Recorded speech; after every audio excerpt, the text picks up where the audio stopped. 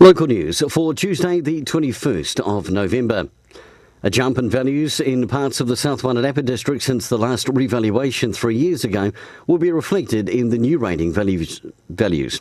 New rating values will be posted to property owners after tomorrow, with Featherston seeing a 62% change in total CV and Greytown and Martinborough 36% change. Featherston's land value is up 110%. Celebrating 26 years, Toast Martinborough has delivered another day to remember for its 8,000-strong crowd. Toast Martinborough General Manager Anna Nielsen said the event went off without a hitch, with a high-spirited but well-behaved crowd enjoying a mix of food, wine and music at 8 participating winery sites. Ms Nielsen said new measures introduced to this year's Toast included a centralised control centre and Toast app, and it continued to raise the bar in event management to improve the overall festival experience.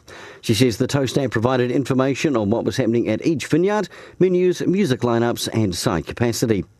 And in sport, the Umpires Cup cricket action from the weekend, Lansdowne scored a good victory over Rathkiel, winning by 115 runs. Brock Price scoring 161 with the bat and taking a wicket.